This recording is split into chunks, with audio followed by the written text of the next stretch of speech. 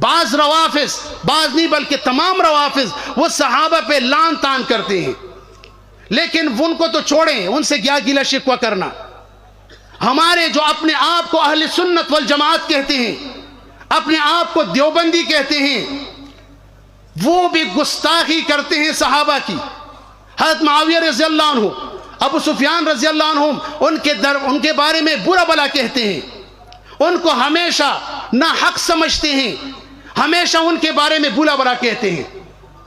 ایک مولوی ہے، اس نے ایک کتاب لکھا ہے تجلیات، اس کے دوسرے جلد میں وہ لکھتا ہے کہ حضرت معاویہ رضی اللہ عنہ کے سامنے یزید اپنی بہنوں سے نعوذ باللہ زنا کیا کرتا تھا، اور حضرت معاویہ رضی اللہ عنہ اسے کہتا تھا کہ میرے آگے سے ہٹو۔ آپ خود سوچیں کہ ایک آدمی کے سامنے اس کی بیٹی کا کوئی عزت لوٹے، اس کو کوئی چھیڑے تو اس کا خون کھل جاتا ہے، وہ اس آدمی کو قتل کرنے پہ اترتا ہے۔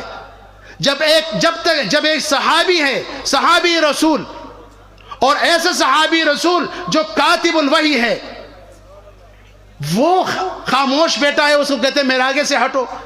اصل میں یہ لوگ، ان کے اندر رافضیت ہے، ان کے اندر یہودیوں کے اوصاف موجود ہیں، اور اپنے آپ کو اہل سنت والجماعت کہتے ہیں۔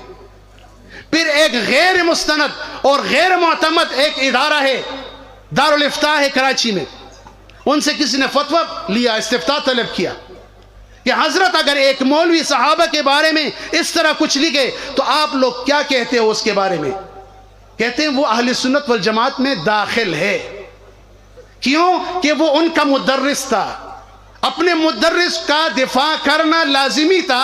کوئی بات نہیں اگر صحابہ پہ کوئی کیچڑ اچالے، کوئی بات نہیں اگر کوئی گستاخی رسول کرے، گستاخی صحابہ کرے، کوئی مسئلہ نہیں ہے، لیکن ان کے مدرس کی گستاخی نہیں ہونی چاہیے۔ وہ اہل سنت والجماعت میں داخل ہیں، لیکن اشاعت التوحید والسنہ والے وہ اہل سنت والجماعت میں داخل نہیں ہیں، ان کے پیچھے نماز نہیں ہوتی، اس لیے کہ یہ آپ صلی اللہ علیہ وسلم کے لیے حیاتی برزخی مانتے ہیں، حیاتی دنیاوی نہیں مانتے۔ حالانکہ چاہیے یہ تھا کہ وہ اپنے آپ کو مبتدعین کہتے، ان کے پاس کوئی دلیل نہیں ہے، اور پھر کہتے ہیں کہ حیات النبی یہ ہمارا عقیدے کا مسئلہ ہے۔ اگر آپ کے عقیدے کا مسئلہ ہے تو آپ کو نصوص قطعیہ اور قطع الثبوت اور قطع الدلالت دلائل لانے ہوں گے اپنے عقیدے پر، اس لیے کہ آپ کو عقیدہ قطعیات سے ثابت کرنا ہوگا، آپ ظنیات سے ثابت نہیں کر سکتے، اخبار احاد سے ثابت نہیں کر سکتے، ضعیف احادیث سے ثابت نہیں کر سکتے۔ ان کی بنیاد ضعیف احادیث پہ ہے، اخبار احاد پہ ہے، ان کے پاس کوئی نص قطعی نہیں۔